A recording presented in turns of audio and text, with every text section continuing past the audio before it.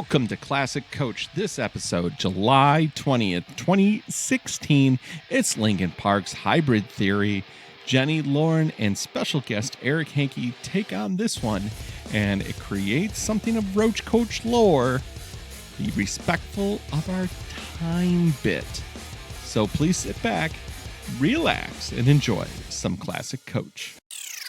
Roach Koach Podcast. Welcome to a new episode of the Roach Koach Podcast, the journey into new metal, creating the new metal canon. My name is Lauren Kozlowski. With me today, my co-host, Jennifer Bloomer. Hello. You excited? Yep. Yeah, I'm excited. And helping us out record today do you have a name for your studio, Eric? We'll call it 5 o'clock in the morning studios. 5 o'clock in the morning studios. Otherwise known as Matter Studios. Matter Studios. Otherwise known as Nerdy Trois Studios. Oh, wow. This studio's got a lot of names. A lot of plugs. A lot of plugs. Eric Hankey. Hey. Hey, guys. All right. Thanks so much for helping us out record today. It's my pleasure. And are you, let's learn a little bit about you, Eric. Are you a new metal fan? Ooh, I got to Limp Bizkit late. Okay. Maybe a little too late. Well, Chocolate Starfish is Okay. when I jumped in. I was a Kid Rock fan, and I believe maybe in a previous episode that that Devil Without a Cause may have gotten into the evaluation. It was definitely evaluated. and Now that came as a surprise to me because I owned it, and no judgment there, please. yeah. No, I owned it. Yeah. But if I I own did, it. and if it was new metal, I didn't know it. So Well, you were kind of asking, and maybe this is something because we've kind of just sort of dived into this show and just sort of like, let's talk about these albums. But that has come up, and people have asked us online, what is the definition of new metal? What are we using as a barometer of albums we consider? And we do have a master list that Jenny and we have been working on for, gosh, how long? Like 4 months now? Years. Really years. And I mean, one big thing that a lot of people asked us is Rage Against the Machine is not considered new metal. okay. No. Yeah. No, they're not. That's basically, they're just like, they're Everything a else forefather. is They're a forefather. okay. Yeah. Yeah. Faith No More, Rage Against the Machine, Helmet. Some people have asked about Helmet, which I think probably like Page Hamilton had like a really severe pain in his head. Yeah. So no, those are just, I told Lauren, I just go by like my vibe, man. Yeah. Whatever feels like new metal to me. But Lauren, fortunately, has some more distinct feelings about it. Otherwise, it would just be a list of my feelings. Yeah. I mean, yeah, we do use the Wikipedia and the new metal tag on Wikipedia, and we do use the rap rock tag as well. We've had, I'm very excited to say, we've had a couple suggestions of albums to check out. One album that was suggested to us was an album by the band named Skindred, Ugh. which Jenny, yeah. Hard pass. Yeah, so I don't know. A guy named Eric recommended that online, and we might still give it a run through at some point, right? We'll just give it a whirl. Give it a whirl. Why not? And our friend Mitch, he told us to check out a band from Flint named King 810, or is it King 810? I don't know. I listened to them today, and they're pretty aggressive. My favorite trivia from their band's Wikipedia page was the lead singer was first arrested when he was 9. Which is why I have no further comment about that band that's in close proximity to us. Yeah, they're. Can I lay a bet? It may be 810 because of the area code Oh, for man. Flint, right? That makes sense. Wait, Flint's area code is 810? At least it used to be, maybe. I feel like my area code was 810 growing up. Well, Maybe you were secretly in Flint. Maybe. I just wasn't paying attention. Yeah. Yeah, they have a song on their album called Murder, Murder, Murder. Listen, Yeah. it's clear. Mhm. Rule of 3. I know, I can absolutely. appreciate that. Absolutely. Yeah, and not a bad vocalist. I'll give him that too. So maybe we'll get to King 810 at some point. All right, Hey, but yeah. today, Man, we buried the lead on this one. Today we are looking at Linkin Park, Hybrid Theory. a band of people who would not beat us up No, and couldn't probably. no, Linkin Park. I have a great quote. I read a couple interesting reviews and articles about Linkin Park today, but my favorite one was from Stylus Magazine, which is a now defunct website. But a lot of the writers who were there have since gone to places like Pitchfork and Stereogum and Spin.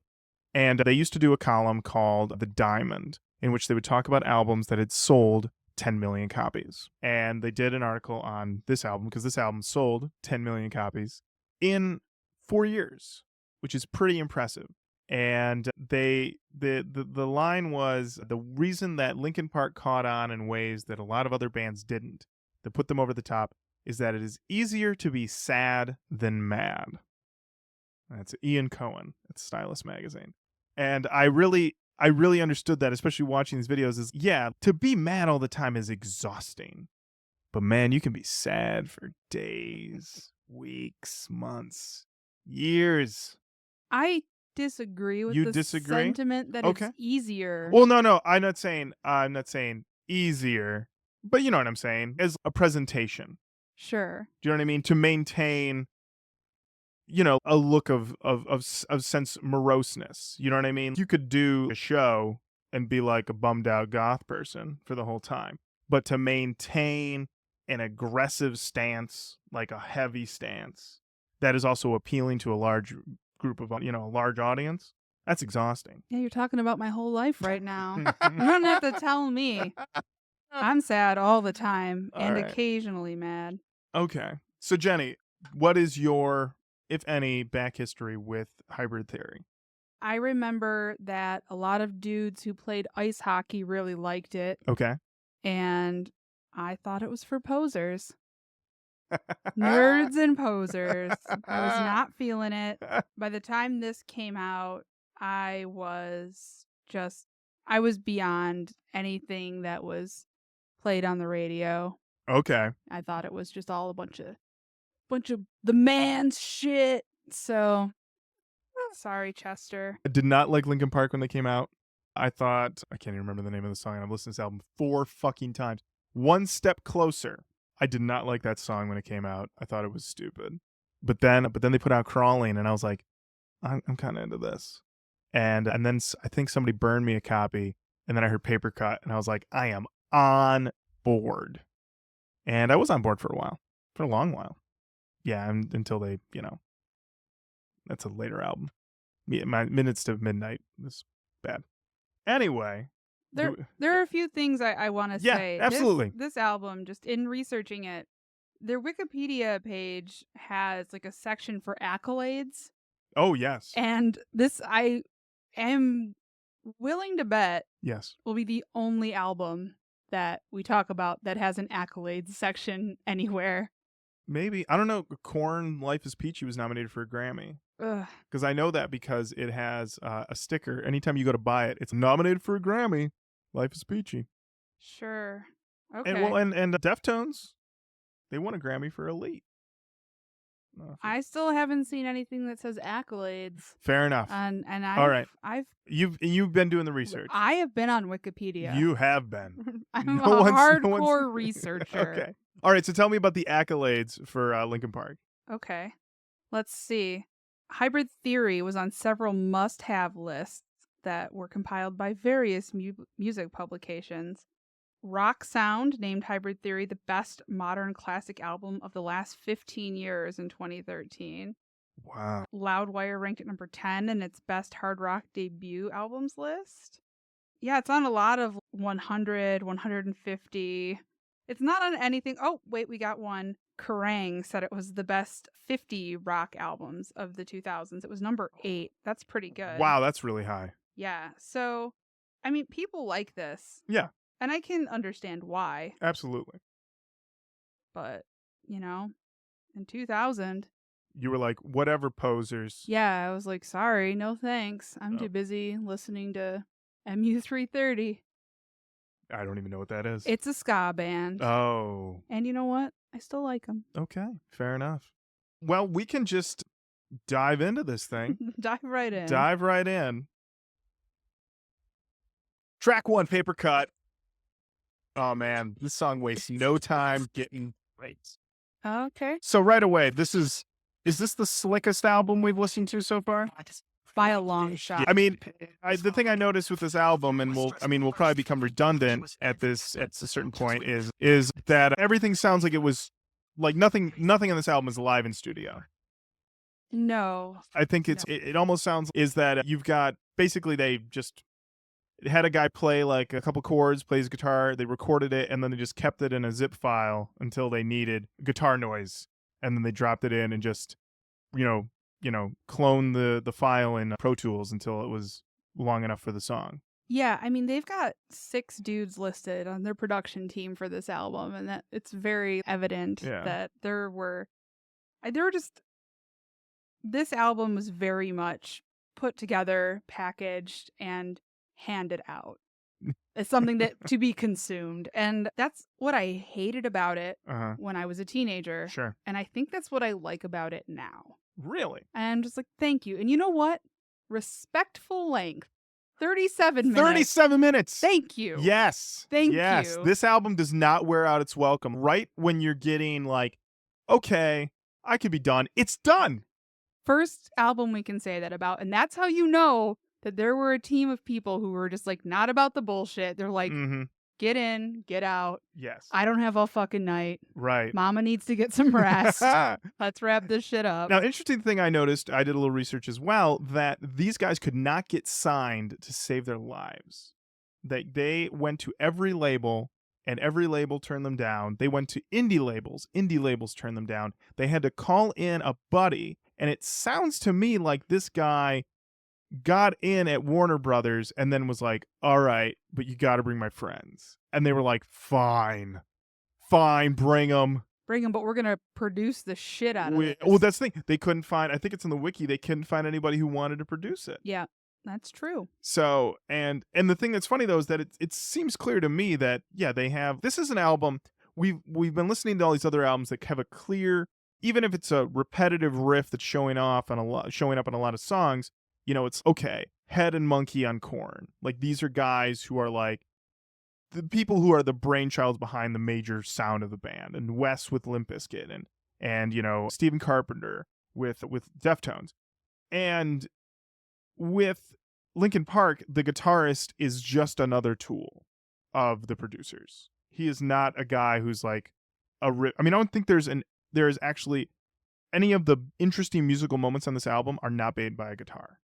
They're made by a drum machine. They're made by a synthesizer. They're made by something else. The guitar is literally just working as like a padding, like a musical pad. Well, it's interesting that you say interesting moments because I don't remember any offhand. And that's not even meant to be like a sick burn, but I mean it. The reason I know that this album might not be interesting is because I listened to it at 7 o'clock this morning on the way to work and my mellow was not harshed. At all. I was like, why was I so hard on this the first 4 times I listened to it? This is fine. I think it's just. Well, that's because it's perfectly EQ'd. You know what I mean? There's nothing that's gonna jump out at you and bite you in the butt. I mean, and not even like a something about women being awful. Well, there can't be anything about anybody because the lyrics are so vague. Well, I mean, they're pretty vague. They are all-purpose lyrics. So this is what Chester, who is. Oh, we should talk about who's in the band. I guess so. You go. Okay. Oh, well, I don't. Oh, you're right. I have the liner notes in front of me. Yes, Lauren has once again succeeded in bringing a physical copy of the Contact disc. I find this album artwork to be boring but unoffensive. Yeah. It's matte, which I appreciate. It's a nice touch. This is a Mike Shinoda design. Oh. Member of the band who I'm about to introduce. As soon as hold on here, let me find there's got to be a list here of what everybody does. Here we go. Linkin Park is Chester Bennington, vocals, Rob Borden, drums, backing vocals, Brad Delson, guitars, bass, backing vocals, Joseph Hahn, records, sampling, backing vocals, also known as Mr. Hahn to hardcore Linkin Park fans. What are Linkin Park fans called? Do they have a name? Linkies? Okay, I like that. If you're a Linky, you know that's Mr. Hahn. Mike Shinoda, MC, vocals, beat, sampling, and then my favorite, Phoenix, bass. Cool name. And then there's additional beats by the Dust Brothers on With You. Good, the Dust Brothers. Dust Brothers. Should I know who they are? Yeah, the Dust Brothers are great. They produced Beck Odelay. Oh, okay. And the Paul's Boutique. Okay. Yeah. I guess I should know that. Yeah. Another Yet another moment that I'm learning something in the moment. This is what the This show's is all about, learning. learning. Here's something. Mhm. So Chester was not originally in the band. Mm. They found him in Arizona and pulled him in later. But there was so Phoenix, I want you to know he did leave the band. He left to tour with a band called Tasty Snacks, which is a Christian punk and ska band. And it made me so happy because there's a much better chance that I would have gone to see Tasty Snacks Oh, absolutely. with the W's and Five Iron Frenzy at a weird fellowship hall than I would have gone to see Linkin Park. Well, the interesting Phoenix is listed as bassist on this album, but he is not actually on this album that much, and he didn't even make it to the album photo session. He's not here on the back of the album. Yeah, because he was like, guys, I'm busy. I gotta go Yeah. to Cornerstone Church and I gotta play Christian ska for these kids. What's funny, though, is the fact that his name is Phoenix, and I think about, especially this occurred to me, I watched all the music videos for this album before I came over to record, and you really do appreciate, I gotta bring him up, you gotta appreciate what Wes is doing in Limp Bizkit. Just being a weird dude, dressing up, because you look at Linkin Park and it's just like a bunch of dudes. Just a bunch of dudes. And, Chester's up there. He's like spiky blonde hair, lip ring, something. But, I mean, the rest of the band just flailing around, just a bunch of guys. Yeah. Just a bunch of guys. And so where I'm going with that is the guy's name is Phoenix, and he's just a dude. I have a feeling like his nickname is just, that's where he's from. That's where he's from. I don't think he died and came back to life. I don't think You he's don't got think anything. he rose from the ashes? No. All right. No, I don't. Okay. Well, I don't really have a good segue, but the Okay. next song, Okay, is One Step Closer. One Step Closer. I like this song. You like this one? Well, not really. But I like one part of it. Okay. I like when he screams, "Shut up when I'm talking to you," because it sounds like he's in a fight with his dad or something. Oh, absolutely. And I don't know what this song is about, but I think that's what it's about. You know what? This is where I say, I think it's what you want it to be about. This is all-purpose music. I'm basically at the point with every song we listen to that I check to see if it's shitty with women, and then I'm out. That's all I'm looking for. You say any ends that you shouldn't? Right. Are you mean to women? No, I don't care anymore. All right. Yeah, it's funny because it's now basically like what? Like a modern rock classic in ways. Like you're going to hear this on modern rock or rock stations until we die. Yeah. And I'm not mad about that. I'm not mad about that either. And when you compare it to a lot of other new metal, this is like a gift. It really is. This is listenable. You know who likes Linkin Park? I should have. I can't believe I buried the lead on this one. My dad likes Linkin Park. Whoa. Yeah.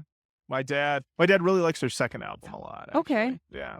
And I think it's, like you said, my dad could listen to this on his way to work and it'd be fine. You know what?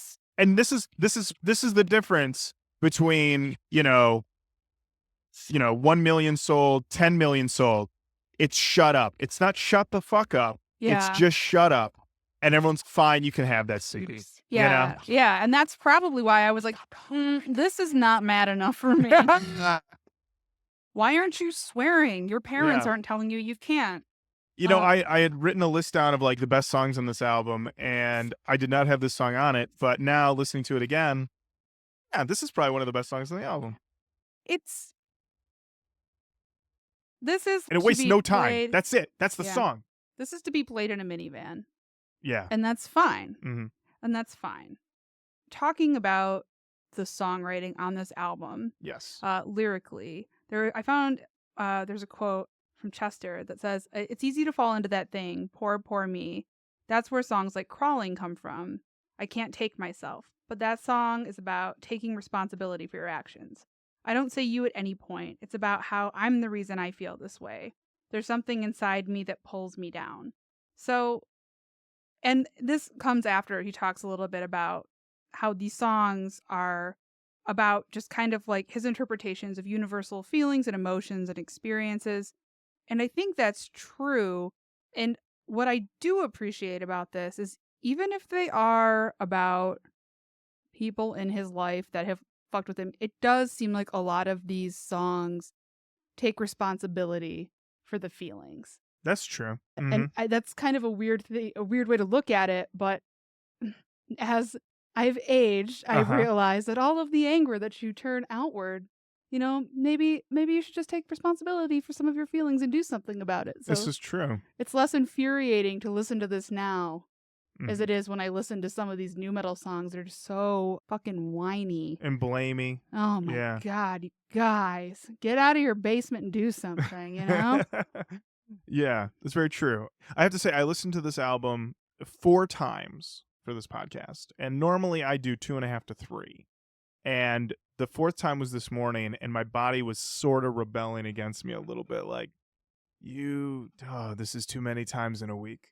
So I really related to you, Jenny, in what you went through in the early episodes when you were just looping that Korn album. If you want to compare looping this album to looping that Korn album. No, I'm saying I didn't have the exact same experience, but I'm like, you kept going.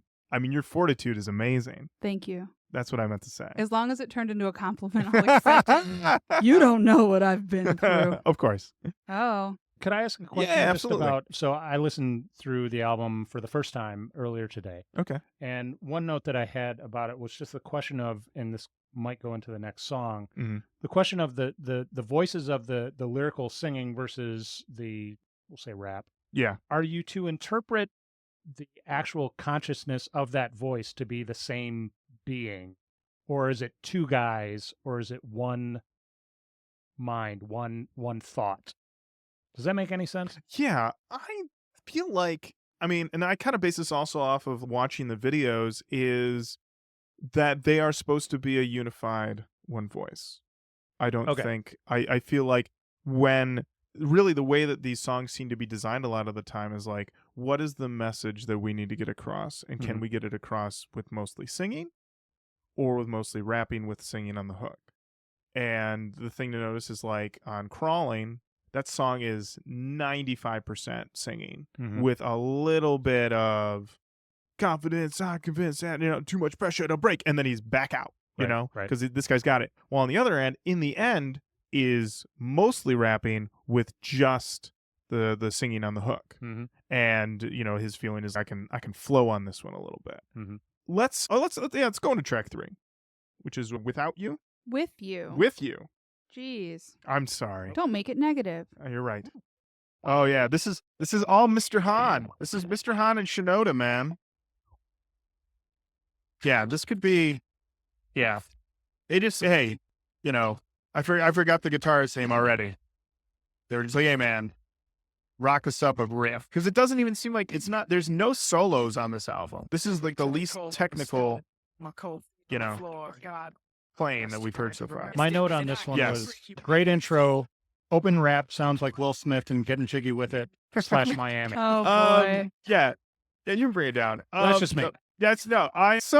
I'm really trying to figure out, is Mike Shinoda the worst rapper we've heard so far in nu metal? Because part of me thinks he is. He's not. Okay. Nobody's worse than Kobe Dix. Oh. He's my enemy. I guess my thing with Mike Shinoda is that there's this, like, I feel like he doesn't actually have a flow. Like, I don't think there's never this moment where it's okay, he's caught it, he's in a mood, he's just grooving, he's just going off it's just always is clunky to me. I don't think it's good at all.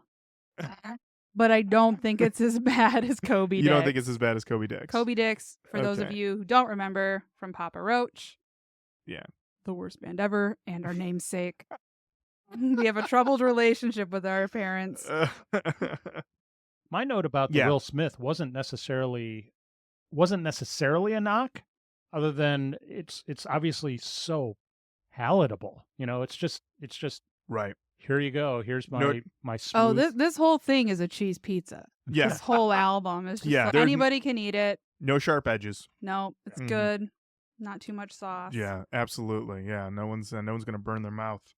No one's going to burn their mouth on this album. The funny thing is that they did a remix album 2 years after this album called Reanimation. And I remember at the time people being really psyched for it. And I went and listened to one of the songs from it that was the single, which is a remix of the next song we're going to listen to, Points of Authority.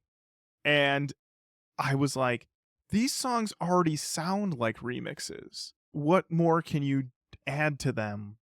I mean, to do any more than, I mean, what is it? And I listened to that song and I was like, yeah, they couldn't add anything to it. Yeah, and I think that people should learn their lesson about remixes albums after Bush released their remix album. Oh, wait, we don't like that album? Oh, we do? Here's the thing. I haven't that's another one I haven't listened to in probably 20 years, but I remember at the time kind of liking it. But I was in the minority because 89X, local radio station, played some songs from the Bush remix album Deconstructed. Yep. Yes. Or Deconstruction. I don't know, but it was bad. Okay. And they were soliciting opinions from listeners, and people were calling in and they were like, this is terrible. I hate this. Stop playing it. Never play these songs again. Yeah. And I called in and I was like, I thought it was pretty good. But I was really into electronic music at the time, and I was listening to Chemical Brothers and everything, so I was like, yeah, remix it up. But I have not listened to it in a long time. My opinion may have changed. All right. Well, we can take this offline. We'll talk about this later. Okay. But you are correct. Most of the time, remix albums are, that they're just a cash grab. It's a box of trash is what I was thinking. You were thinking of but a cash grab, that's another way to put it. Yeah. All right. Points of authority. Points of authority. I like this one a lot. Oh, yeah. Mr. Hahn scratching it up. He almost had a flow. Almost. He was close. Yeah. Yeah. Look at Oh, Eric doesn't like this one. He did the jerk off motion to this one. Wow. You know what? We've done how many episodes have Eric do anything so crap?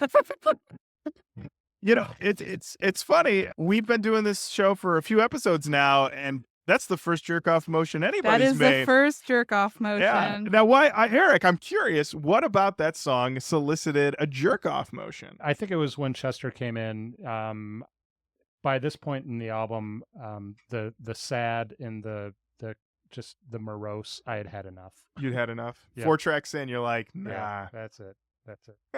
I did tell Lauren after my first listen that these songs just remind me of a dude that I'm friends with that I constantly have to console because girls keep breaking up with him and he doesn't understand why.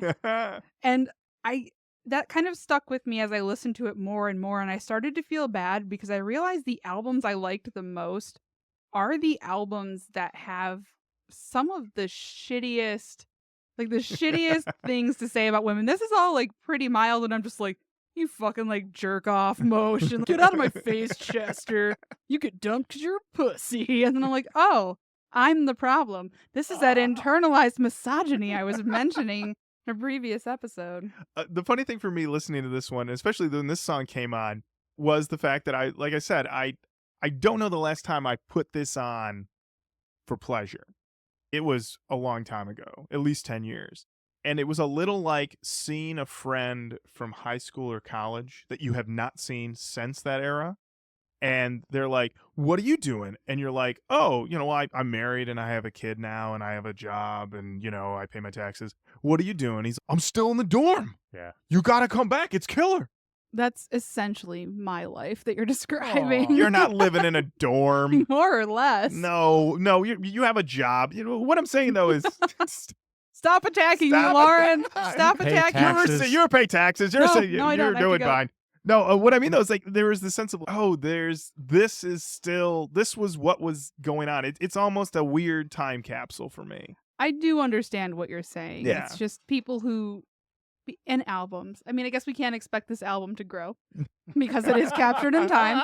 But if it were a person, it would be disappointing to see them not grow. Well, I guess, do you know how there are certain, I think we all agree there are certain works of art, movies, albums that you listen to when you were a certain age and they meant one thing, and then you get older and your life experiences happen and they take on a new, not bad, but just a different tone, I feel like there are certain albums that I listened to when I was in high school and college that now that I didn't realize they were about certain things. Yeah, I absolutely. I feel like the Local H Pack Up the Cats. There are things on that album that I didn't even consider. I was just like, these are just some rockin' songs. And now I'm like older and I've done things and I know and yeah, it's there's more to it.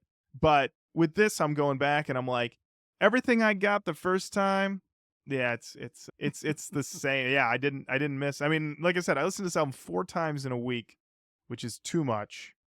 And yeah, I got it. I understood it.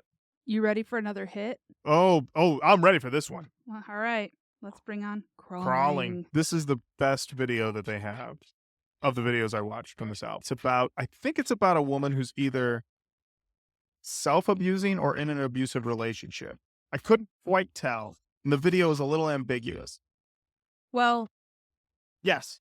the song itself is about Chester's personal experiences with child abuse. Oh, So breaking the cycle of abuse okay. could be what you saw.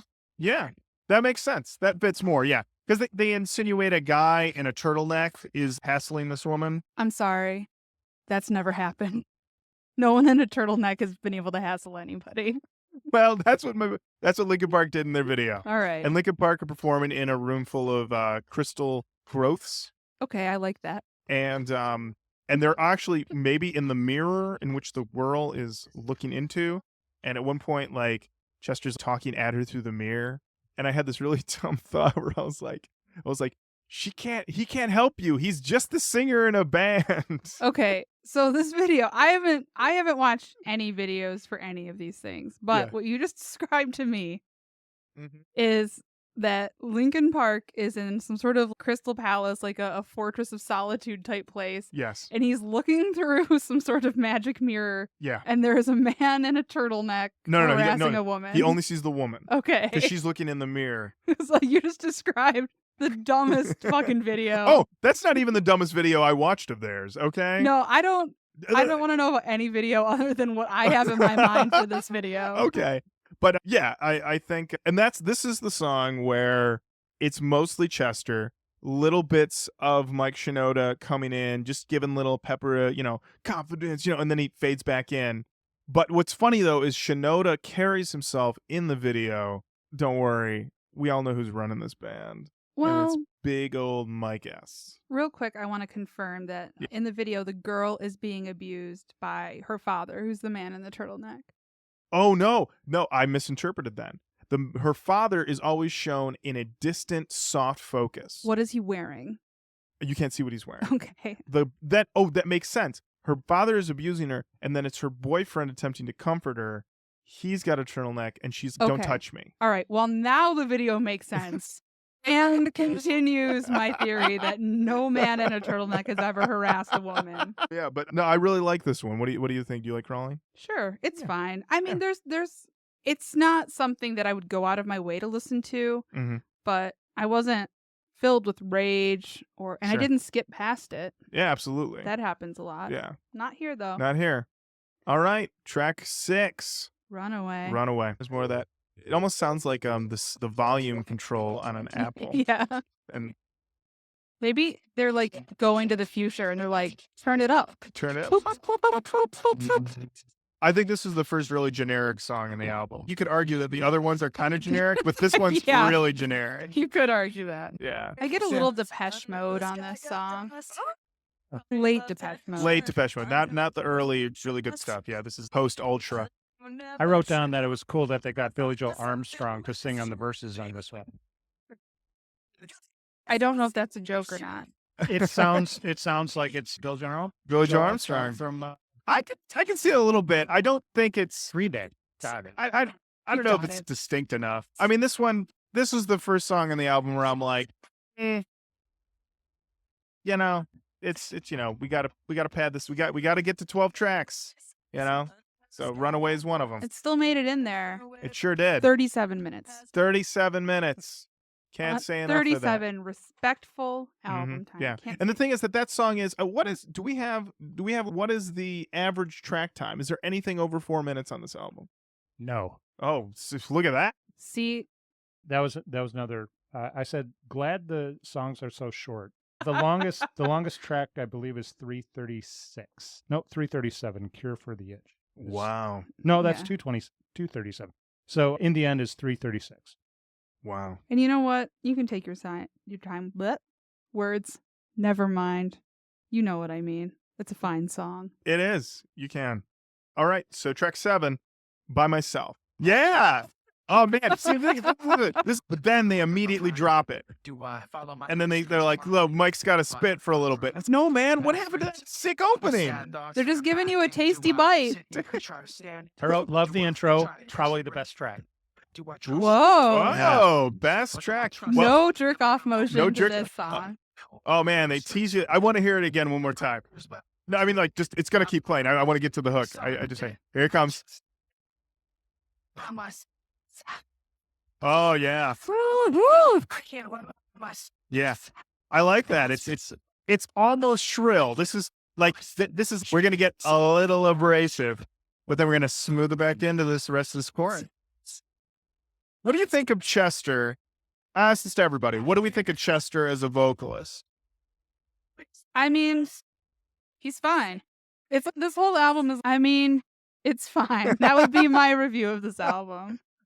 What's funny is that he's become such an in-demand vocalist. They brought him in to be the lead singer of one of Jenny's favorite bands. Shut up. Stone Temple Pilots. Who cares?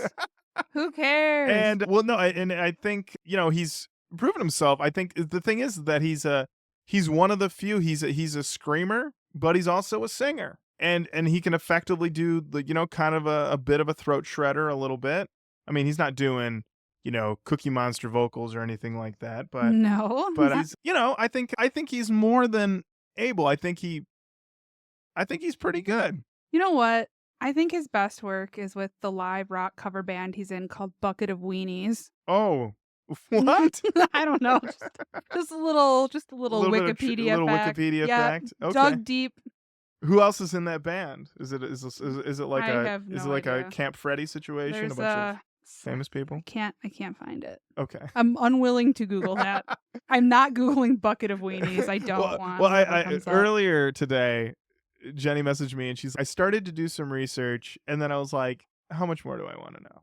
Was that about this band or was that that was about another a band. future band. Future band. Okay. Well then, okay. So we both like By Myself. We all like By Myself. I all three of us. I do think it's one of the best songs on the album. Yeah. It's the big single. Oh, here we go. In the end. Yep. Will Smith is back. Whoa. Oh yeah. Oh yeah. In the video, you have this piano. There's no piano, and then at the end you see Mr. Hahn just hitting one of those MPC machines, but he's more just like slapping it.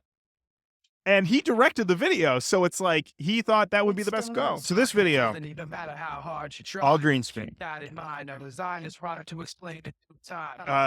Shinoda is walking on a desert that is slowly growing grass around him, while floating whales fly around him. And then the band is up playing on some giant statue scaffolding of sorts. And when they get to the hook, they all start rocking. But the thing is that there's no soloing or anything. So it's basically just you're watching them ham up their strums because there's no loop. It's like, hold the note. Yeah. And then, but they're just vamping around. And the thing though is that this song is, like the rest of the songs on this album, a happy song, but Shinoda's having the best time. He can't not smile. Okay. You just tried to take something away from Shinoda, and I think it's very unfair. Okay. He performed that signature piano riff.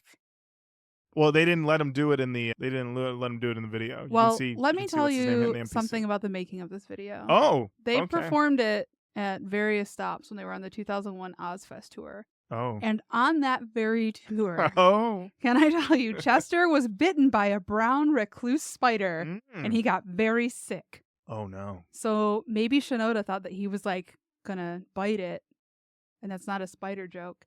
And I wouldn't do that. But maybe that's why he was so happy when they were recording. He's like, I wrote this piano riff. Everyone's gonna know. Chester's sick because of the spider that bit him. This is the best for me. People are gonna this album, but I'm still gonna be here. I Chuck, this is one of the songs I say the 9/11 bump. The song was released. What? Yes. I was just gonna say that was my conspiracy theory about the band. But it had What? nothing to do with 9/11. No, that Shinoda's like constantly trying to kill Chester. I'm gonna create a whole mythology around this, but and you brought up 9/11 and No, it's funny. There are albums that came out around that time that failed. Some new metal albums. I always remember Machine Head put out their follow-up to their new metal album. It was called Supercharger. And they were like, and you can tell it's a compromised album on its own. Like you can tell that they were not feeling that vibe anymore. But they did a music video for the lead single, I'm sorry. And the video is Rob Flynn standing in a city as buildings topple all around him. look, They had to pull that one, you guys. yeah, well, okay. Couple things. Uh-huh. There were a lot of things that were happening around that time Yes. that they had to pull Mhm. because before then it was just like, hey, what if these giant buildings crash down? Exactly. And also, Rob Flynn is a babe. Oh, I know. You are very into Rob Flynn. Well, I think he's attractive. Oh, yeah, but Machine Head, you're half and half? I'm not, I mean, I'm glad that they exist, Okay. but All that's right. about it. But there were a couple albums and a couple songs that got this bump of being like, people look to them. And I remember this song got a lot of play. Like, I felt like I heard it more. And I feel like for whatever, people were able to just transpose their feelings about the world onto this song. One of many songs. The other new metal song from the era that really got a bump was, of course, POD Alive. Oh boy. Yeah, which is future episode on that one. Yeah. Yes. We'll get back to that. All right. The 9/11 bump. The 9/11 bump. As Hey, I want to point out, Lauren said that. hey, listen, it bumps some up and it bumps some down. Sorry, Slipknot, Iowa. I think your timing was off. So the next song on this album is called "A Place for My Head." Okay. Oh, a little interesting strumming going on here, but I have a feeling that somebody's gonna start spitting over this because it's just a little funky. Not a lot funky, just a little bit. Ooh. Oh. Yep. Oh. Whoa. Watch how the in the sky of a dark night, shining with the light from the sun. The sun doesn't give light to the moon, assuming the moon's gonna pull with one. It makes me think about you act to me. Who favors there rapidly? You just turn around and start. Is it asking weird me for me to back, say things that you can't back he's to just me? got too I'm many sick of words in attention, his sick mouth? of the hunt. You know? You acting like a Like he should have just given himself less words to say and it would just come out a little bit better. I thought he did okay there.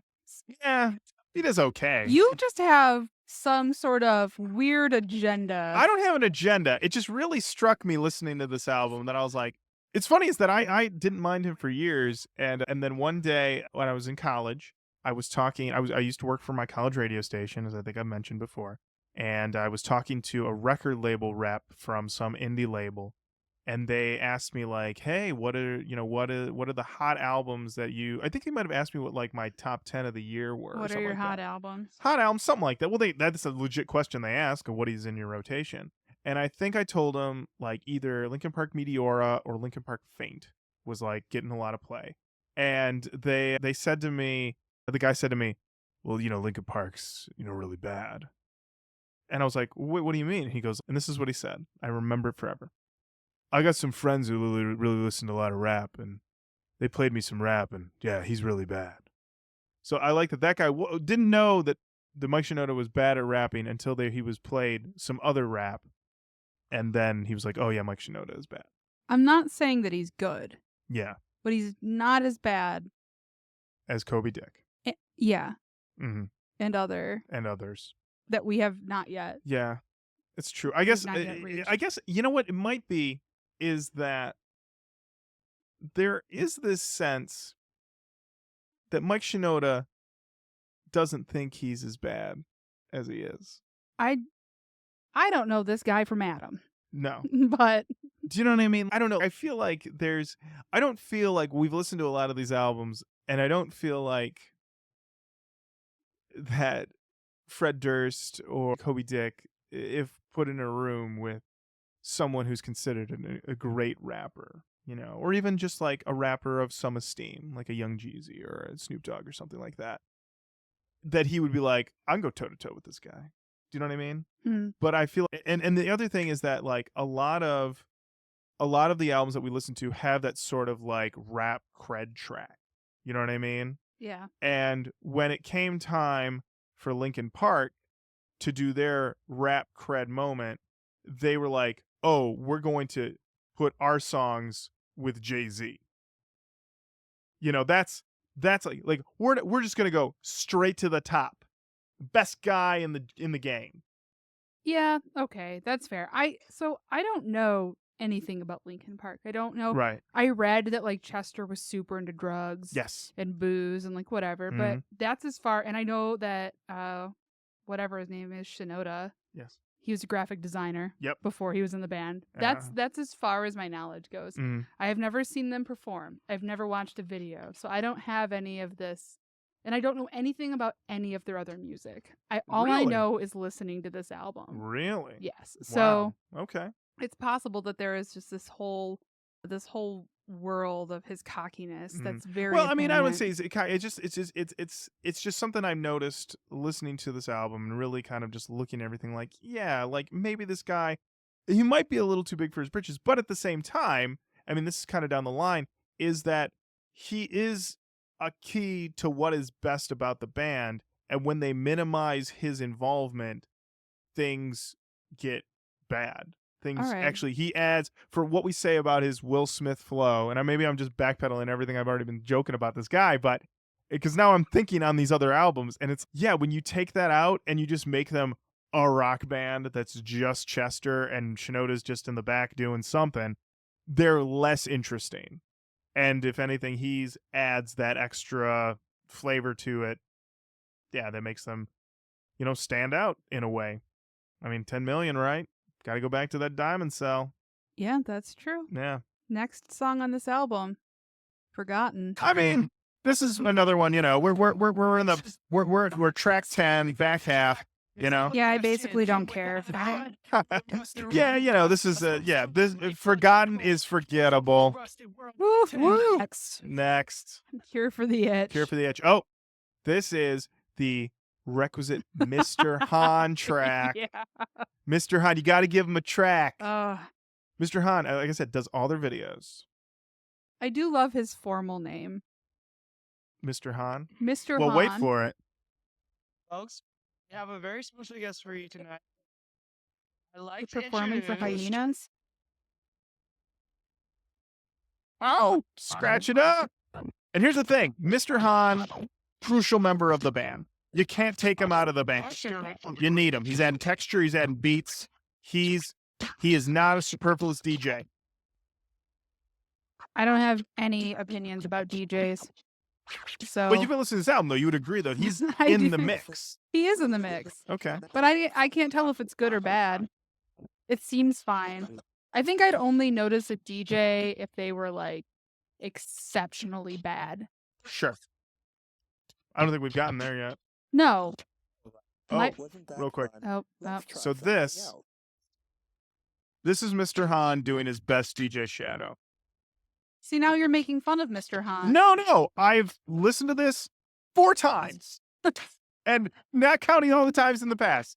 And when I was I'm just like, this is like when he did this album, we're 3 years removed from introducing, and the Uncle album had just come out. If anyone knows those albums, this is what the sound is, and that's what he was going for. And I think for the most part, he kind of nails it. I don't even think it's like a bad imitation of DJ Shadow. I think it's a pretty good one. I want to say 2 things. First, The first is that you're probably right. I don't know. The second is that I absolutely love being on this side of things. I feel like I am frequently the one who is mad and just spitting vitriol while you well, are I on love the side everything. of things. Yes. Uh-huh. I know, but you get so mad when I disagree with you or accuse you of things. Your whole body tenses up. You yell and you pretend that you don't care. but you so obviously care, and When it I makes me get so in my happy. when I get in my car after this, I'm just gonna scream and hold the steering wheel. Are you just gonna? I don't know. I don't know. Oh man, You But know not what? enough to hurt your voice like Chester. no, I Oh, don't. yeah. I can't do that. I have a podcast to do. I mean, That's I can't right. be harming these. My. I was about to say golden pipes, but I'm not RJ Cash. I don't got golden pipes. Yeah, you're gonna start a new metal band, and all of your songs are gonna be about you being mad that I don't agree with your new metal opinions, Every song's. and then the world will just collapse on itself. That'll be the end Uh, times. but I like that one. I like that one. I like it when they give Mr. Han his own track. I mean, because here's the thing. I think the reason that other bands don't do it is that the other guys can't pull it off. They don't have anything. You're probably right. Yeah. I don't know anything about electronic music. Well, no, I'm saying like other DJs and other bands. I know, I Yeah. understand, but like I said, I'm not gonna pretend like I can tell. Right. Every time I try to pretend like I can tell something, it fucking backfires in backfires a on you? major way on Okay. me. All right. Well, So I I'm like done that. with that. I like that you are always keeping it 100% real. I'm keeping it. Probably will be real about that 98%. 98%. Okay. And you know what? 37 minutes. That means we are already at the last track of the album. Pushing Me Away. Yeah, Little yeah, bit? a little bit. A little bit. Could do without that band. Oh. Well, if you really want to look at it, that song that beginning right there is a precursor and a foreshadowing of what they would try to do on Minutes to Midnight, which is make a U2 album. I don't hate U2, but I understand why people don't. There's already a U2 podcast out there. We don't need to rehash that. This I is our wasn't going seasonal to. podcast. This is I'm aware. I'm aware of what we're doing. The anger. The anger seeps out. You can't suppress my opinions about you two. I don't care who we're talking about. This song is boring. Not as boring as you two, but boring. Yeah. I mean, this one, it's taking you home. It's taking you out. You know? Yeah, Yeah. this is the one you drift off to sleep to. Yeah. You could drift off to sleep. with this I album. comfortably pulled into the parking garage at work as this was playing. I have to drive so far to work that I finished this album and had to find something else to listen to. So that's that's everything. You actually listened to a couple bonus tracks. Yeah. Which one was My December, and the other one was at High Voltage. Yeah. And do we have those? Are those around? Okay. But interesting thing about My December was I always took that song got radio play Yeah. because people could not get enough of Linkin Park, and they had tapped out this album on singles. They were like, we can't put any more singles out from this album. And then they were like, what about this extra song that's like a ballad? Perfect. Put it out there. And people ate it up. Yeah, I mean, again, it's all right. Like pretty much everything else on this album, it's all right. I was telling you about that guy I went to high school with. His name is Dave. Hi, Dave. And he told me once we were at a party and it came up. Maybe someone played it at the party. And he said, I hate this song. It's nothing. It's nothing. It's nothing. This song Dave. is nothing. Dave went in Dave. hard on it. You know, I think that I feel some sort of maternal protection feelings toward this album. Yeah, And I don't know why. that's interesting. But I'm like, why am I defending this? The first time I heard it, I was like, trash, goodbye. And now I'm like, Lauren, stop picking on these boys. Well, you know what? You saw them as posers when you were young. And now you're older and you're like, sometimes you got to pose. You got to fake it till you make yeah, it. I'm like, well, I don't fake it till you make it. But we That's- are all posers. Right. We are all posers. You Right. listening?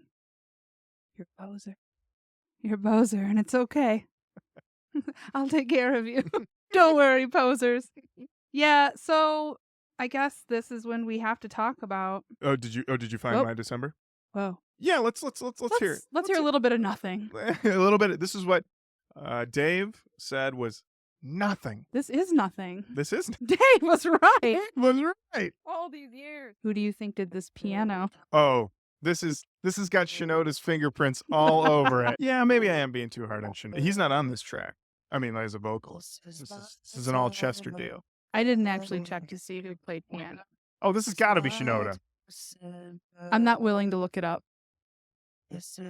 Write us and let us know if this was Shinoda or not. We're not looking it up, but I think it is. So I don't mind this. I don't mind this. I didn't mind it then. I don't mind it now. I think Dave was just being too hard on it. It is not doom metal. No. This is poser trip hop. Ooh. Well, I mean, we're calling them posers. Yeah. I mean, Sorry, guys. I don't know. Everything I want to compare it to is I want to put the word poser or wannabe or imitation, maybe imitation trip hop. Yeah. That's the nicest way to put it. Yeah. Yeah, and that's what Mr. Hahn was doing on Cure for the Itch. He was doing imitation DJ Shadow. I mean, I don't take back my feeling that most of this is a pose. This whole album is a pose. You know what?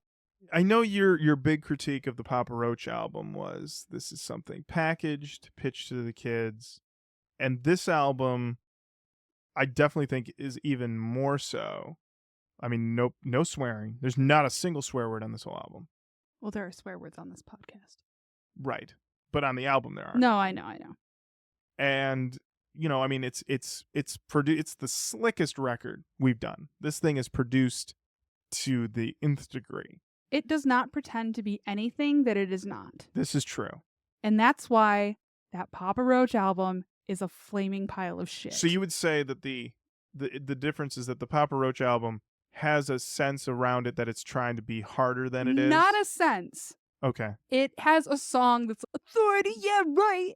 I don't need money. Meanwhile, record label dollars, slick enough. production. Like, this doesn't do that at all. This is a dude, Mhm. couple dudes being like, man, we're sad. Sometimes life is hard. Yeah. Ugh, oh boy. I'm a Right. little mad, but not too mad. Not Yes. scary mad, Mhm. mostly sad. Right. Fine. Mm-hmm. Fine. You can be that. And I think listening to it, I'm not overly struck with. I felt like they basically presented this as is, and there was maybe like, hey, 12 tracks, 37 minutes was a note, but I don't think they were getting anything beyond that. I feel like this is a pretty pure statement of what Linkin Park wanted us to say. Here. Yeah, and I mean, most of the songs on this album were from a previously recorded demo tape. Oh, well, there you go. So, I think that they're just being honest about what they are. Mm-hmm. They're not trying to be anything other than that. So, that's why it doesn't bother me. Okay. Well, this is the part in the show where we decide if it goes in the canon or not. I'm thinking it goes in. I think it goes in. I think it's a good representation of if you can be slick but still sort of aggressive, but not, like you said, being fake about it like Papa Roach. Right. Yeah. I imagine this to be wrapped like a very soft blanket with the velvet bow tie and handed to somebody. It's just Right. it's very soft. It's very easy. I think this would be if somebody had never heard heavy music in their life. And you needed to coax them in. Yeah. This would be a good start. Yeah, this is like a warm swaddle. Mm-hmm. You know what? I'm just remembering this now. Something Matt Nas had told me, was that he used to work in a record store, and there was an old metalhead who'd come in, and the Linkin Park was playing over the loudspeaker, and he heard it, and he said, baby's first metal band. Yep, that's And, exactly right. I mean, it's funny, and it's. I think he said this, like, he meant it as like a disparaging remark, but it's kind of true because you need that intro. You need that thing that's going to get you to the better stuff. Yeah, And Linkin Park's a good place to start, sure. you know? Didn't ruffle my feathers on the way to work today. There you go. Well, Eric, are your sons both teenagers? One is a teenager? 15 and 12. Okay. You'd let your kids listen to this. Oh, absolutely. Right. Yeah. But I think my oldest has probably heard the whole album as intros to NHL, EA Sports video games. Okay. All right. So All right. Would you let your son listen to Chocolate Starfish? If you need to think about it, it's okay. I don't want to put you on the spot like that. We can talk yeah, about I probably would. Yeah. It'd probably be one of those cases where I wouldn't mind if he did. I just want him to be smart enough to not let me know about it. Yeah. So if you're listening to this, Exactly. there's that green light. Although, all kids are like, gosh, I really want to listen to that 16-year-old album. If he starts wearing a red baseball cap, you'll know what happened. All right. Well, right. look at that. Hybrid theory. In the canon. In the canon. With no asterisks. no asterisks. Just in there. He's in there. It's in there. It's in there like a newborn baby in its mama's arms, Yeah. slowly rocking into sleep There you go. in the canon. Mm-hmm. All right. All right. Well, that brings us to the end of our episode. Jenny, thank you so much. Lauren, thank you. Eric, thank you so much. Was Roach Koach Podcast. on all day, every day. It's the Roach Koach Podcast. all day, all day.